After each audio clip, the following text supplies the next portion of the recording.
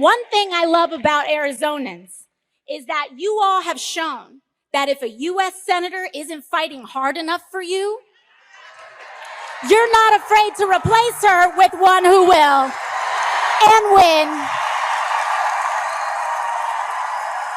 My name is Suri Crowe, and you're watching the MeidasTouch Network. This past weekend across the nation, the people rose up, and they keep on rising. Here in the 757, where I live, protests are starting to really catch on. What started as a few people participating in the nationwide Tesla takedown protest is now growing in this ruby red military area, according to local organizer Rebecca Head. About today, are there more people here than last time? Yes, there are way more people here today. Last time we had about 6 people RSVP, and then 15 to 20 showed up. We had a really positive response from all of the through traffic. So, and people expressed a desire to do it again. Yeah. So I set up another one for this weekend. Seems like there are more than 20 people here today. There are about 50 to 60 people from what I've counted. Okay. But there are more people filtering in all over the place.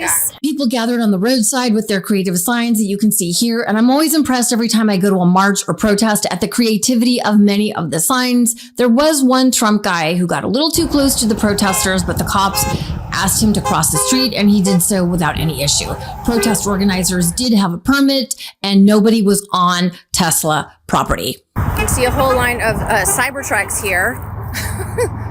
These super pretty Cybertrucks, more than 46,000 of which were just recalled by Tesla for, I guess, doors that fly off. I have a feeling these are going to be sitting here for a long time, guys. I doubt they're doing a whole lot of sales. Yeah, I mean, I'm out here today because I just find every moment of this unbearable. The racism, the anti-intellectualism, the billionaire grift, the right-wing grift, MAGA selling us out to the Russians, like nobody caring about what's happening to Ukraine, to Palestine. It's ridiculous. I had to do something for my mental health, literally. Say that again? Had to do something for my mental health, literally. Okay. Had to get up and do something. Is this helping? Yes. And what brings you out here today? Sitting home, listening to the news, following the news on MSNBC, on Instagram, Facebook. I felt like I had to do something to make a difference because I am so afraid for this country, for the children, for the future generations. And I feel like this is a start. This is speaking up, being out here or wherever it's needed. I think that's the only way to get our concerns across to Congress, to Senate, to speak up, is there's more power in numbers. And it feels like you're at least doing something.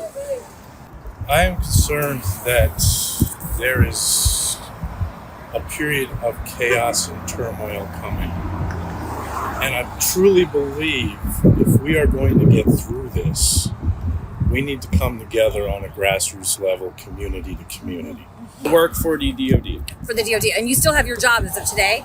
I do, yes, but that hasn't prevented Musk from threatening to resign me and anybody else who doesn't respond to his emails and things of that sort. My main issue, one of my biggest issues with him is how indiscriminate he is, especially when it comes to cutting and treating federal workers with just utter complete disdain. Across town, there were more protests at MAGA Congresswoman Jen Kiggans' office, who has refused to meet with her constituents despite multiple requests. In fact, I just did a report on this the other day. This one included a cardboard cutout for the MIA rep, and here is what some of her constituents had to say. We're middle-class working people just trying to make a living and make sure that we have Medicaid, make sure that we have veterans health care, make sure that we have educational programs, making sure that you have a fair shot at maintaining your job, your employment, not just unilaterally getting terminated. What is happening today is a rally in support of our veterans and the staff at our VA Medical Center in Hampton. We want justice. It's so important that we get our message across today because our veterans are going to end up losing services. We want to know, where is our Congresswoman Jen Kiggans in all of this? Congresswoman Kiggans represents veterans and employees at our facility. We want to know, where is she and whose side is she on? Union strong. They are not like us. My name is Athena Jones. I am a home care chapter chair for SEIU Virginia 512, a labor movement. I also represent home care workers and adults with disabilities. I represent women, I represent children, I represent aunts and uncles. I represent people who, again, they are not like us. See, when it comes down to changing a system, we have to be willing to have the courage to change it. See, we're living in a time where people are scared to go outside, but we have to be willing to change it. Pretty damn pathetic that Congresswoman Kiggans is so scared to show up that her constituents had to put up a cardboard cutout of her. But wait for this. Her office released a statement about this protest, and it is a doozy. I'm going to read the whole thing for you. Here it goes. Today, phony paid protesters put on a fake town hall to spread more lies about Congresswoman Jen Kiggans. The organizers of this so-called town hall are the same left-wing operatives who have been attacking the Congresswoman since she began fighting for real Virginians in her congressional district. These people are not interested in real democracy nor working with Congresswoman Kiggans for the good of American families. They operate through the politics of intimidation, have harassed her and her family at their home, and will stop at nothing to try to disrupt her good work. They come from the same activist groups that are now firebombing cars, shutting down colleges, and attacking American businesses because they can't win elections or even figure out their own agenda. And then she goes on to say, these radical groups should know one thing about Jen Kiggans. She will never be distracted nor deterred in her fight for this country. In fact, the more these groups lie about Jen, the more she will tell the truth about them and the radical leftist agenda they use to destroy our great nation.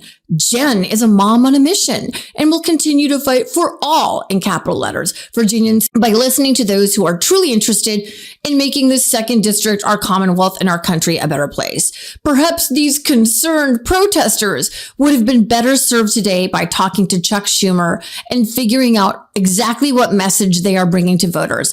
Americans rejected them at the ballot box in November and don't want to go back to high inflation, unaffordable groceries and gas, unsafe neighborhoods, or millions of illegal immigrants overrunning their communities. Let me tell you, I live in the 2nd Congressional District in Virginia, and I think that that is an absolutely repulsive, disgusting message for her to send out to her constituents. Like Harriet Hageman in Wyoming, she's just slapping the faces of her constituents. The gaslighting here, Congresswoman Kiggans, is next level. Your condescending tone, your insulting manner to the constituents who are asking to meet with you, their representative, is beyond condescending. Like, horrifying. Mrs. Kiggans, Mom of the Year. Those people are not phony paid protesters. They are people, civil servants, veterans, school teachers, EMS workers, frontline grocery store workers that you and your fellow MAGA cult members have voted to cut their benefits for. They are people whose Medicaid is now on the chopping block. Medicare, Social Security is now at grave risk because you voted to cut it, because you and your MAGA cult Congress members ceded all power to Donald Trump and Elon Musk. They are the veterans that you pretend to support who are now losing medical support services at the VA. And you call these people radical? Firebombing? The vast majority of domestic terror attacks in the United States is caused by right-wing extremists who support and participate in your party, MAGA, whose cult leader and yours, Donald Trump, instigated and led a violent attack on our Capitol tried to overthrow a fair election and overturn our democracy on January 6, 2021, where people were gravely wounded and many officers died. So if that is how you really feel and you want to stand on business and brag on all the good work you're doing for all caps Virginians, Congresswoman Kiggans, then come out from the shadows and say it to our faces. Come out and say it to our faces. But you won't, because you are too damn afraid. You are a coward and you will not face your constituents because you know that everything that you wrote in that statement is a damn lie. Moving on to people who are actually out here fighting for democracy. Let's go to this federal worker I interviewed again over at the Tesla takedown. Here's what he had to say, and I thought it was very valuable. What do you think the people should do right now, other than obviously you're out here protesting? Resist, disobey. Definitely not to the point where physical harm is being done to people or property, but maybe take a few pages out of the old civil rights school book. Be disruptive in constructive ways, draw attention to ourselves, and stand up and say no. That's the biggest thing. Way to go, Benjamin Hoy, out there fighting for the people as a federal worker who could lose his job at any day right now. And, I just want to share this lastly. If you aren't aware of something called the 3.5 rule, let me share it. Nonviolent protests are twice as likely to succeed as armed conflicts, and those engaging a threshold of 3.5% of the population have never failed to bring about change in history. It's happened. We've seen it in South Korea and many other countries where 3.5%, at least more if we can get it, 3.5% of the population gets involved in peaceful protests. Because authoritarian movements like the Trump, Musk, MAGA cult authoritarian movement, if they can get just an inch of an excuse to arrest somebody for being non-peaceful or violent, that's it, you're gone. But when we engage in peaceful protests, it's much more difficult for them to have an excuse to throw us in the gulag. So this is why it is so important that we get out here in huge numbers. And we're seeing that on the Bernie AOC tour, the Tesla takedowns across the nation. And I know I hear from a lot of people, I'm afraid, I'm scared. I get it. It's a scary time right now. We are in I've said it before, these are dark times, y'all. But there are many organizations who can help you. Indivisible and Move On are two of my favorite. They have links. They will send you text messages. They will literally hold your hand and help you and tell you what to do about how to behave, the safest way to participate in these. There's 5150. The Women's March is another good one. So many organizations. You guys, we have to do it. I know it's scary. And so just spread the word. Honestly, I don't know if my neighbors are getting involved, but I'm probably going to talk to them if they happen to be watching. Like, we can't afford to sit this out.